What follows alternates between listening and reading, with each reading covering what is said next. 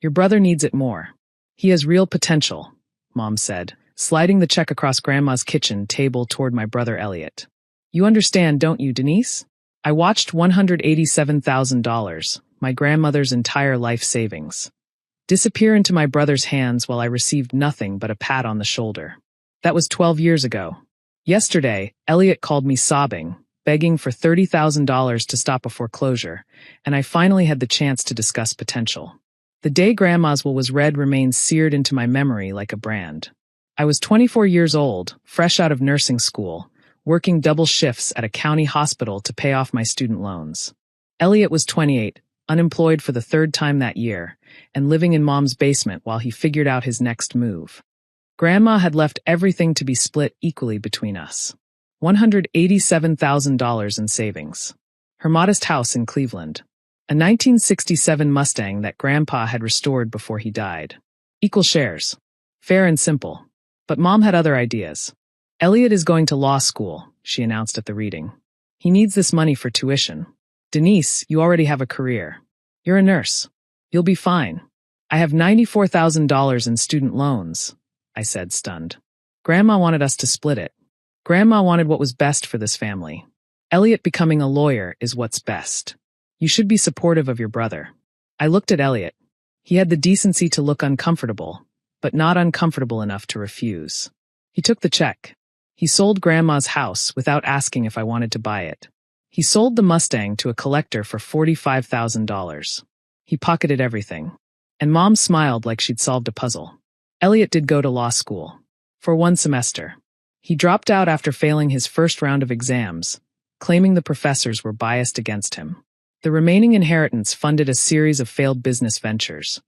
A food truck that never passed health inspection, a cryptocurrency investment that evaporated overnight, a consulting firm that consulted no one. By the time he was 32, Grandma's money was gone. All of it.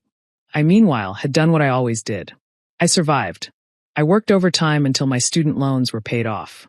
I picked up extra certifications, specialized in critical care, and eventually became a nursing supervisor. I lived in a tiny apartment, drove a used Honda, and saved every spare dollar. When I was 29, I met a patient named Harold Whitmore.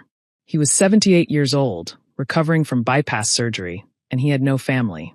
We talked during my shifts about life, about regrets, about the things that matter. When he was discharged, he asked if I'd visit him sometimes. I did.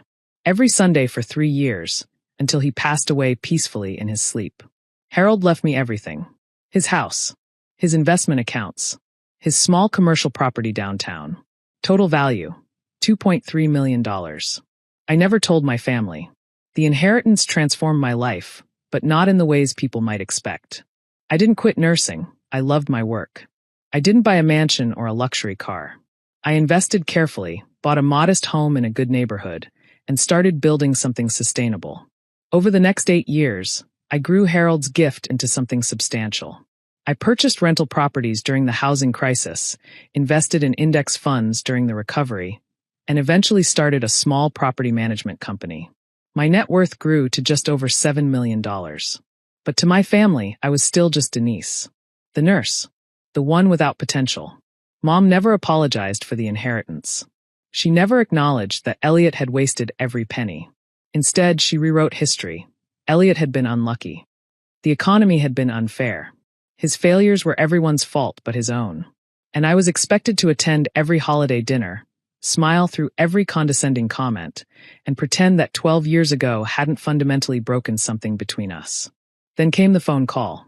Denise? Elliot's voice was ragged, barely recognizable. I need help. Please. You're the only one I can ask.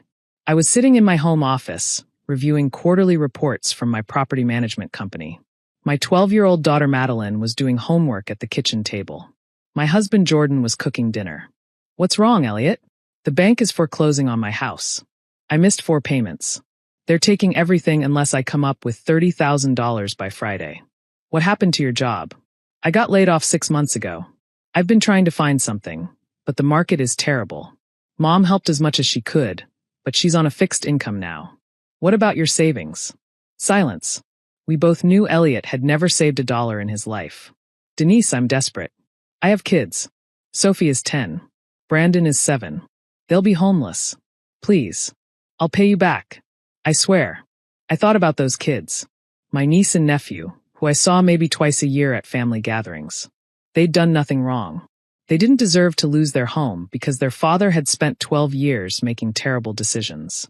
But I also thought about that kitchen table. That check sliding across the surface. Mom's voice saying I'd be fine, while she handed my future to my brother. Let's talk about potential, I said. What? That's what Mom said when she gave you Grandma's money. That you had potential. I want to discuss what happened to it. Denise, this isn't the time. It's exactly the time. You want $30,000. I want answers. Fair trade.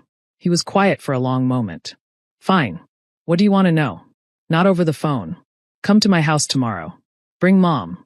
Mom? Why? Because this conversation is 12 years overdue. They arrived at 2 p.m. Mom looked older than I remembered, her hair fully gray now, her movements slower. Elliot looked haggard.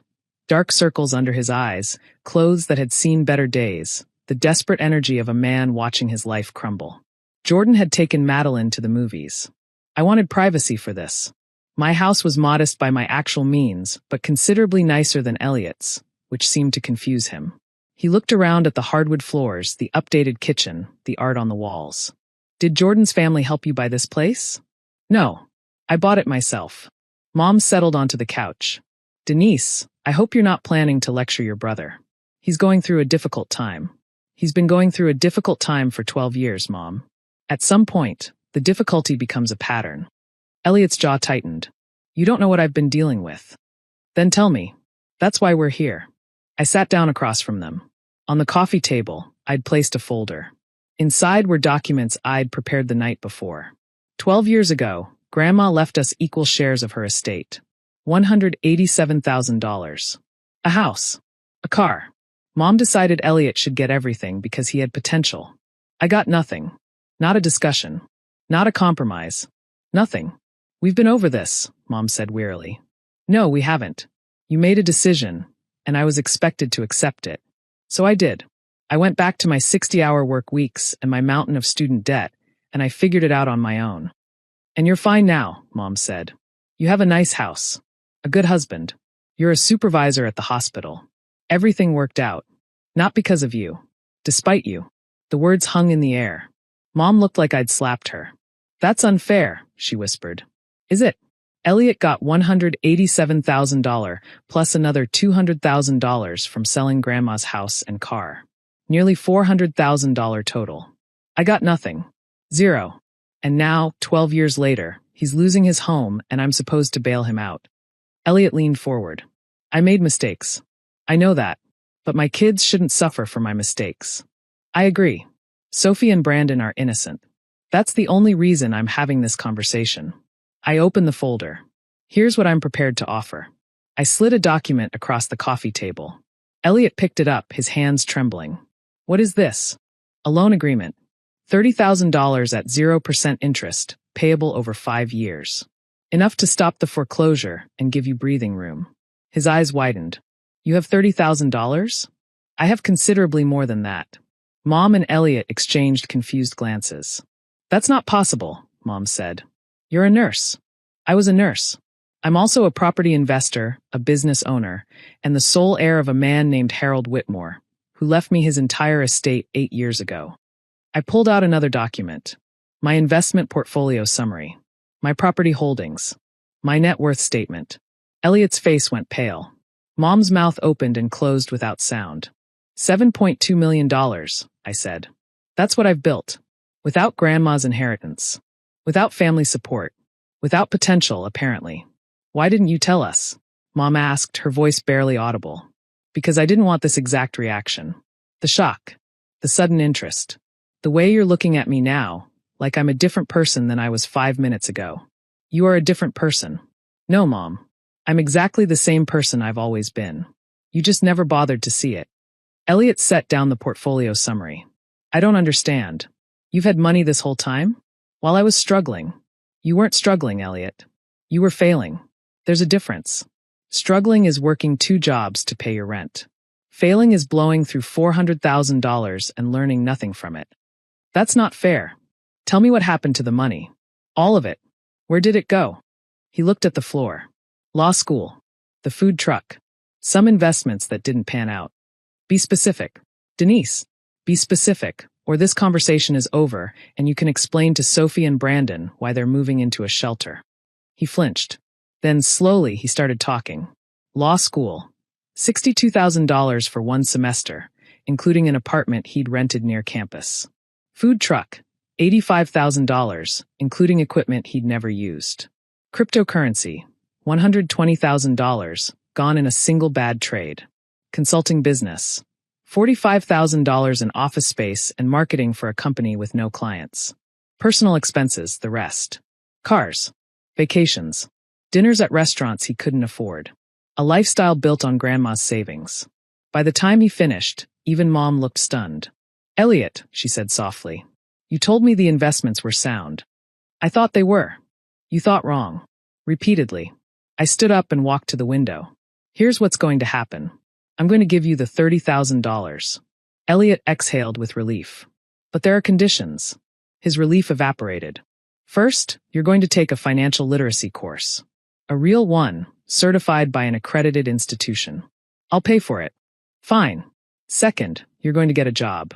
Any job. Within 30 days. I don't care if it's retail or food service or manual labor. You're going to work. I'm overqualified for. You're qualified for whatever someone will pay you to do.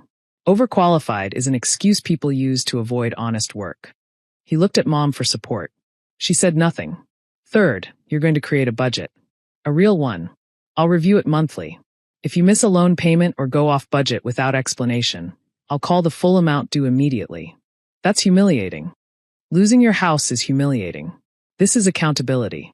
Elliot stared at the floor for a long time. Finally, he nodded. There's one more condition. He looked up. You're going to apologize. To me. For taking that inheritance without a word. For 12 years of watching me struggle while you spent money you didn't earn. For never once acknowledging that what happened at that kitchen table was wrong. Mom made that decision, not me. You could have refused. You could have split it fairly. You could have offered me anything, the car, the house, something. You took everything and you never looked back. Elliot's eyes filled with tears. I was young. I was stupid. I thought Mom knew best. You were 28. Old enough to know right from wrong. You're right. His voice cracked. I'm sorry, Denise. I'm sorry I took it all. I'm sorry I never said anything. I'm sorry I've spent 12 years pretending it didn't happen. I felt something loosen in my chest. Something I'd been carrying for over a decade. Thank you. Mom spoke up, her voice trembling. What about me? Do you want me to apologize too? I turned to face her. My mother. The woman who'd decided my brother's potential mattered more than my struggle. Do you think you owe me one? She was quiet for a long moment. When she spoke, her voice was barely a whisper. I told myself I was doing what was best for the family. That Elliot needed direction. That you were strong enough to handle anything. She wiped her eyes. I was wrong. You were struggling, and I ignored it because it was easier to believe you'd be fine. That wasn't fair. It wasn't right. I'm sorry. I sat down across from her. I spent years being angry at you, wondering why you didn't believe in me the way you believed in Elliot. Eventually, I realized it didn't matter. Your belief in me wasn't going to determine my success. Only I could do that.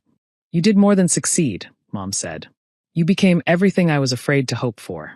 Then start hoping now. For both of us. I wrote the check that afternoon. $30,000. Enough to save my brother's house and give his children a stable home. 3 months later, Elliot completed his financial literacy course and got a job managing a hardware store. Not glamorous. Not prestigious. But honest work with a steady paycheck. A year after that, he made his first loan payment to me. On time. Without excuses. Sophie started calling me more often. She wanted to learn about investing.